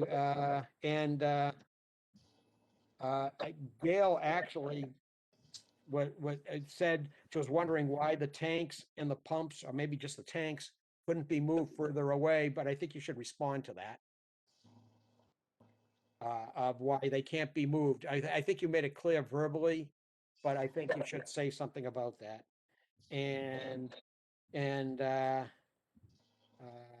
Gail asked for a clarification on the use of pesticides and herbicides in the description of your plan. And Gail mentioned, and I mentioned that I thought granite would be a substantial improvement to the plan, given that the concrete curbing doesn't seem to last with our experience around town. The last thing I asked for was can you take a hard look at the bank and see if anything that could be further improved as an improvement to the inner riparian zone? There are obviously some major bits of debris that are there that could be removed, but if you can think of anything else, perhaps talk with John before you write that, or Eileen. I think we would very much appreciate you folks taking a look at that. Did you come up? Did you have anything else you want to talk about any of these items further, or did you have something that I missed? I do have a question relative to the test pits. We were fully prepared to have the test pit witnessed. Yes. The morning of the test pit, the health agent indicated she'd be unable to witness, but that she was more than comfortable reviewing the log and going from there. I really prefer not to have to go back out and dig test pits in a fairly active gasoline facility. Right, if well, at all possible. that is, you need to talk to the Board of Health, I would think, John, about that. Is that correct? Right, if Christine Mathis is fine just reviewing the test logs, that's fine. If Christine is confirm that with satisfied, her. we're good. Great, thank you. Can I No just, problem. hi, this is Bill Proya. Can I just make one comment? Please do. Thank you all. And we're going to take all your comments and suggestions into consideration, of course. But I just feel I have to say, just for the record, this is a wetlands permit we're asking for, and we're all subject to whichever rules apply in the case. So I think some of the requests or comments are a little outside of that sort of scope of review, but again, we will do our best to accommodate all we can. Thank you. All right, without you even saying that, Mr. Proyer, I assumed that would be the case. Thank you. Okay. All right, is there anything else? Does anyone else have any further comments before I ask for a motion to continue the hearing?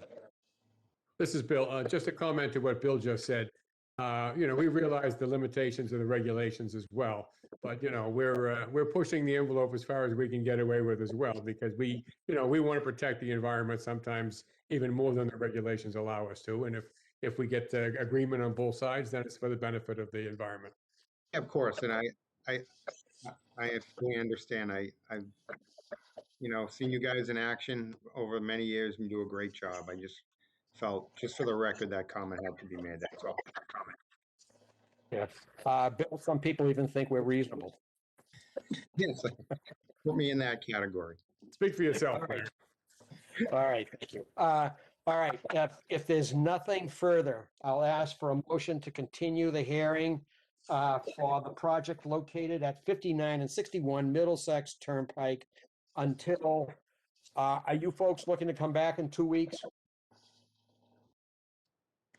I think we'd be ready to return in 2 weeks, sure. Okay, you got to get some material in ahead of time. I guess you know that requirement. Correct. When do you open with the planning board? We haven't filed. We'll probably be doing that in the next couple of days. So we're probably in May, I think, early May. Oh, really? Okay. Let me ask you, we don't want to cause you folks unnecessary rerun. Do you feel it's prudent to not delay this hearing until after the opening of, would it be prudent to delay the hearing until after the opening of the planning board? So you hear what they have to say? I think we should still go forward with the April 8th hearing so we can get the outstanding comments for you and maybe get your sign off on those. Sure, it's up to you. It's your, Yeah. it's your, well, okay. Okay, so the motion I just asked for will say April 8th, 2021. Is there such a motion? So move, Bill. Second? Second, Gail. Second, Don. All right, Dawn, how do you vote? Yes. Gail? Yes. Kendra?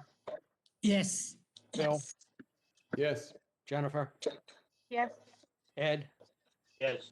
Okay, the chair votes yes by a vote of 7-0-0. The project at 59 and 61 Middlesex Turnpike is continued until April 8th, 2021. Thank you. All right, folks, thank you very much. Appreciate all your time and energy put into this. We'll see you in April with better weather. Very good. Thank you all. Good evening. Have a good evening. Two. All right, thank you. All right, next, we have a continued public hearing. This is the notice of intent for 174 Middlesex, and it's labeled as the second and number 4th Avenue by Nordblum Development Company. It is the construction of a multifamily residential building. It's DEP file number 122-653. Some folks here for that one?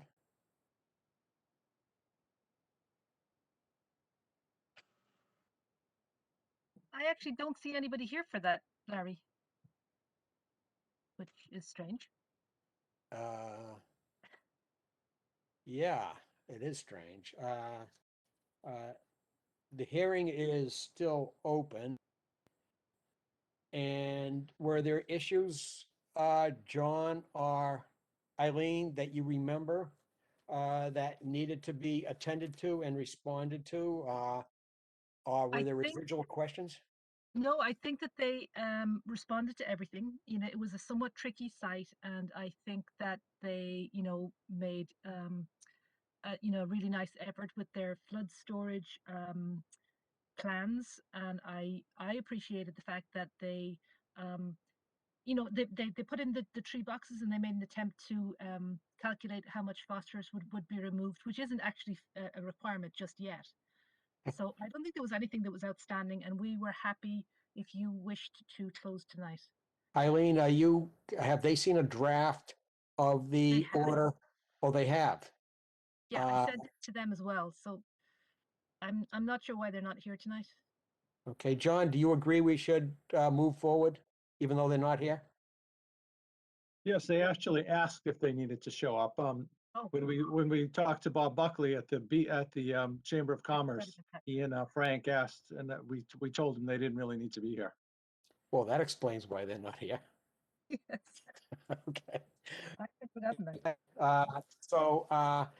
Let me first ask Eileen, is there anyone in the audience for this project at 174 Middlesex Turnpike, 2nd and 4th Avenue, proposed by the North Bloom, a construction of a multifamily residential building, Nordblum, proposed by Nordblum Development Company?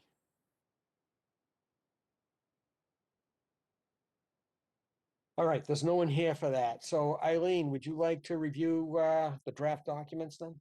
I will, unless anybody has any particular objections. I will probably spin through them pretty fast because they have seen the drafts. They didn't have any, any particular questions. So that's okay with everybody. So as Larry described, it's the construction of a new 255,000 square foot residential building with associated surface parking, landscaping, utilities, and stormwater management systems. This is the bylaw for the project. There were a whole lot of plans and documents that we have listed there, ending with the phosphorus removal memo which I mentioned. I'll read out wetland values and so on that we added to this one since they were fairly significant. Project involves work that will occur within bordering lands subject to flooding, the 200-foot riverfront area to an undrained tributary to Vinebrook, and within the 100-foot buffer zone to off-site bordering vegetated wetlands. The wetlands and stream are on the other side of Middlesex Turnpike from this project. The applicant also proposes to alter 650 square feet of the 1,409 square feet of riverfront area on the site. All of this will be in the outer riparian. Since this alteration will convert paved sidewalk lawns to landscaping, it is considered an improvement. Location of these resource areas is shown on the reference plan, and the Commission had previously approved the wetland and floodplain delineation in an order in 2016. I'll spin through the stormwater management conditions. Under the existing conditions, the stormwater management system provides minimal treatment of runoff. The proposed redevelopment will create an additional 0.6 acres of impervious area. The runoff from the front parking lot will pass through deep sump-headed catch basins and proprietary proprietary water quality units prior to discharging to a subsurface detention system, and the northern portion of the rooftop will discharge to a subsurface detention system. An outlet control structure will allow the subsurface detention system to hold the stormwater runoff and discharge at a controlled rate to the existing piped connection to the drainage system. The southern portion of the rooftop will discharge to the municipal drainage system via existing piped connections. The applicant has calculated the amount of phosphorus that would be removed by the bioretention of 3 wells, and that will be 0.16 tons per year. The Commission finds that this effort to comply with performance standards of the bylaw, which is not yet in place, is laudable. The applicant has indicated that the proposed project meets to the maximum extent standards outlined in Massachusetts stormwater management regulations. I won't go through each of those. I'll read out the other findings. The applicant proposes to alter 93,000 square feet of BLSF. This alteration has been compensated for on a foot-by-foot basis in accordance with the Mass Wetland Protection Act performance standards. This impact will be mitigated by constructing portions of the proposed garage as available flood storage. Flood storage is provided at grade with additional storage in the eastern surface parking lot. Compensation by detention results in an overall increase of approximately 38,000 cubic feet of storage. With increases in storage volume at each 1 foot increment between elevations 125 and 131. And the rest of this bylaw is a standard referencing that conditions 1 through 58 of the order of conditions granted to DEP, which I'm now about to look at. Where are you? Nope. Again, with the order, it lists the same plan references that we just went through. Most of these are standard. I read them out earlier for the Mill Street order of conditions. Prior to any construction activities, the applicant will apply erosion controls in accordance with the reference plans, and they will call staff to visit on site and examine the erosion controls, DEP sign, and all the other requirements. End of the day, applicant should manually sweep or manually or mechanically sweep surfaces. All filling of bordering land subject to flooding shall be mitigated as shown on approved plan and detailed in the compensatory storage analysis section of the stormwater report dated November 24th and last revised February 8th. Final as-built plans must confirm all elevations in these areas. All of the pollution control conditions are as standard. Inspection monitoring reports, we're expecting a report. Drainage and stormwater management conditions are mostly as standard. The stormwater management system shall be maintained in accordance with the long-term operation and maintenance plan. And one new thing that we're making sure is going into all orders is that the operations and maintenance plan shall be recorded at the Middlesex Registry of Deeds prior to conservation sign off on certificates of occupancy. No invasive species anywhere, and no certificate of compliance until the following conditions are submitted. And perpetual conditions are 51, 56, and 58, and those will be noted as in duty. All right. Is there anyone in the commission has further comments or concerns they'd like to see taken care of in the order of conditions?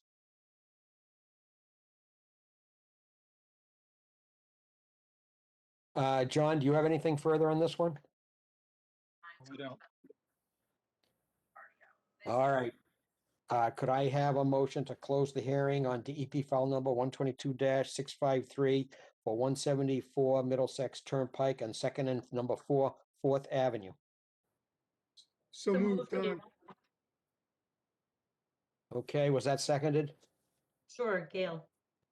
Don, how do you vote? Yes. Gail? Yes. Indra? Yes. Bill? Yes. Jennifer? Yes. Ed, the chair votes yes. So by a vote of 7-0-0, the hearing is closed.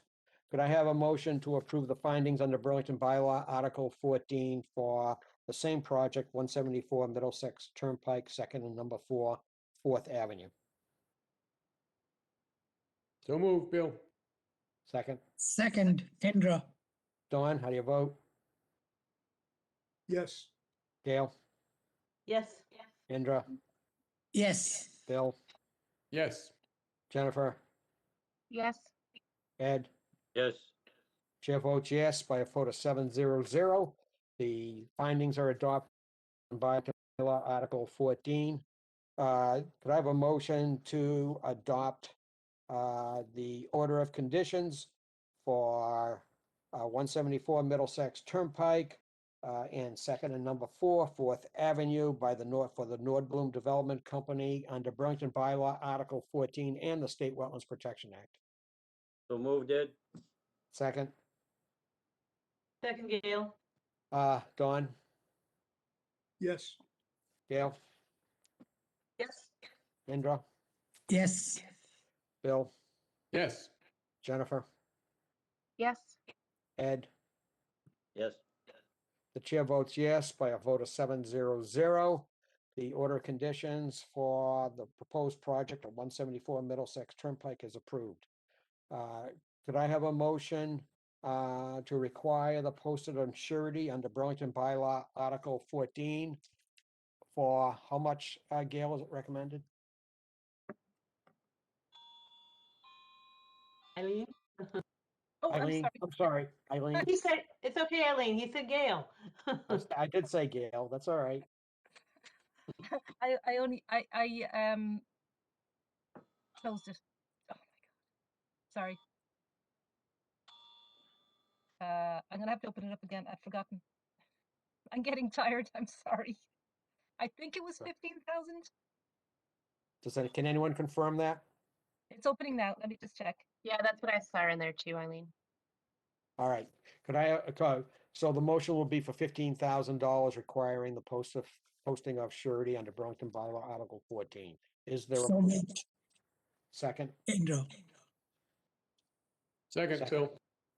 All right, Don, how do you vote on the bond? Yes. Gail, Yes. Indra, Yes. Bill, Yes. Jennifer, Yes. Ed? Yes. And the chair votes yes, the requirement is approved by a vote of 700 to require the posting of $15,000 performance surety. All right. I'd wish the applicant good luck with their project, but maybe they're watching, so I'll say good luck. All right. Next on the agenda, if we maybe wrap this up, is planning board comments. John or Eileen, could we be saying anything to the planning board on 6 Terrace Hall Ave or the 59 and 61 Middlesex Turnpike? So Larry, before we do that, just in case anybody's watching the meeting and didn't see the beginning, you should just repeat that or just mention the continuations. All right, item 9, 10, and 11, thank you, John. Was for the Redmond Street roadway proposed by Somerset Realty Trust. Number 4 Redmond Street proposed by the same, and number 5 Redmond Street proposed by the same. And these 3 public hearings have been continued at the request of the applicant to April 8th, 2021. Okay, now we go to planning board comments. So Terrace Hall, no, the planning board will not see that project. That's just a single family house and not a subdivision. So there'll be no planning board filing with that. I'll certainly talk to planning board staff. I think it's highly unusual for them to be getting into the second meeting with conservation and haven't even filed their site plan yet. The site plan, they have to advertise. Their advertising period is longer. So I don't think at this point they could probably even open until May. Which, I mean, it's not optimal, you know, the hearing should be simultaneous with the 2 boards, so I'll talk to planning board staff. I suspect we're gonna just have to keep this open. It would be crazy to close it before the planning board sees it.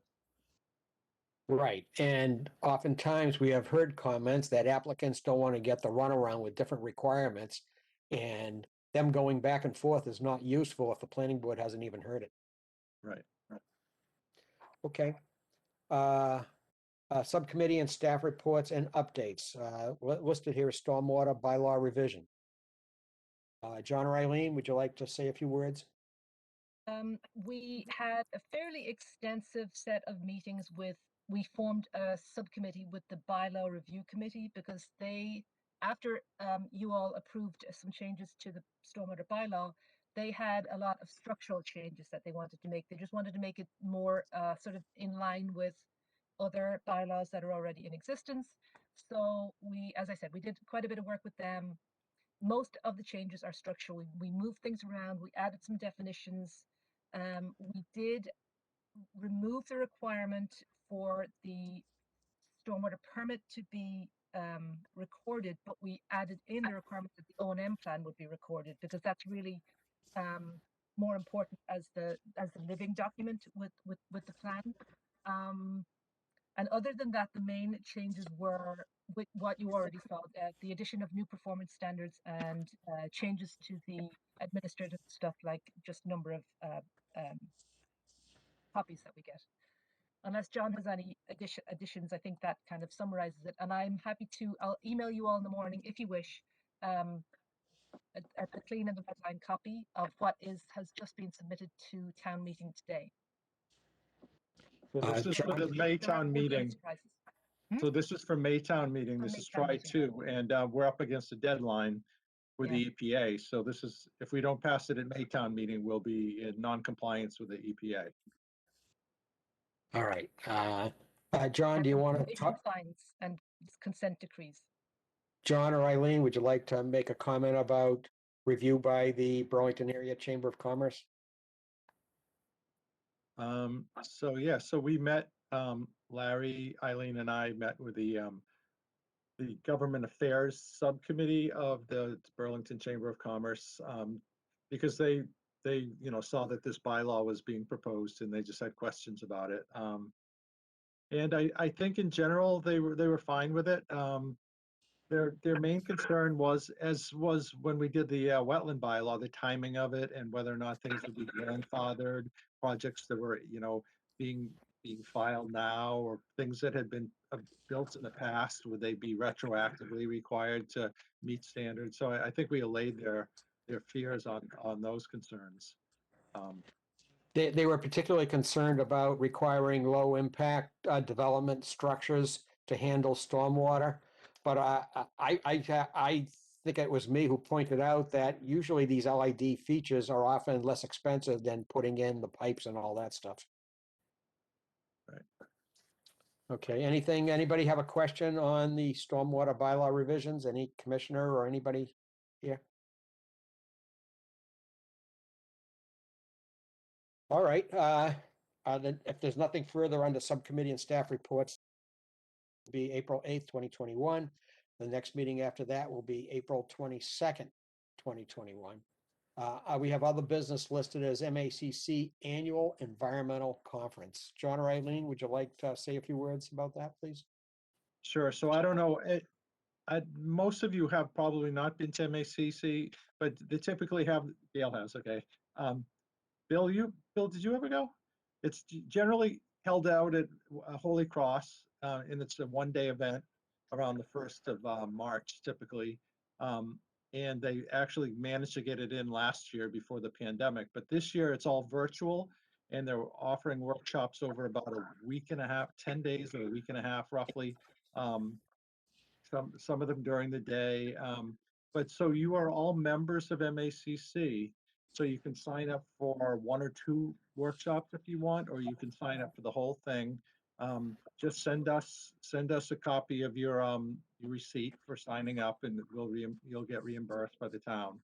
So I'd encourage you to do it. There's a lot of really good workshops offered this year. Yeah, I would recommend it. I used to go live when they had the conference, and I haven't been in a while, but the workshops were good, but they also had great keynote speakers, and I just like the exhibits. Yeah. They also have fundamentals particularly for conservation commissioners, which are great just for getting some of the basics down, or as refreshers for a few of you. Most of you know it. And I've gone to go back and follow through with the trees and shrubs. That I was very interested more about that. I listen with Gail all the time, so I want to learn more about that. All right. So if anybody has any trouble, wants to sign up and they can't figure out how to do it, just give us a call. Excellent opportunity. Thank you. Any further business before we adjourn? I got one item.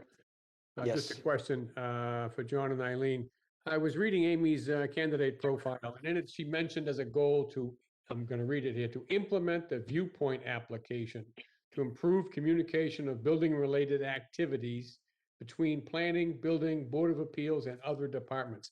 Does that involve us and like better communication with buildings so they're not issuing permits before we even know there's a thing going on? Right, Yes. we are using it. It's only as good as the people putting the information in, unfortunately. So we've had some problems in the past. I think Eileen's worked it out with the building department. Anytime the word demolition is in there, it triggers an automatic notification to Eileen. But yeah, we are using it, and it works much better than In the past. the old system. It's kind of a little bit of a work in progress. Yeah. Which There you is go. fine. Yeah, Okay. it's actually very good for streamlining everybody, dealing with permitting at the same time, and we can see who's doing what. Okay. It's quite- Okay, anything else, folks? All right, how about if I entertain a motion to adjourn this meeting of the Burlington Conservation Commission? So moved, Ed. Second? Second? Second, Gail. John, how do you vote? Yes. Gail? Yes. Indra? Yes. Bill? Yes. Jennifer? Yes. Ed? Yes. The chair votes yes. That was a unanimous decision to adjourn the meeting. Everyone have a good night. Good night. Good night.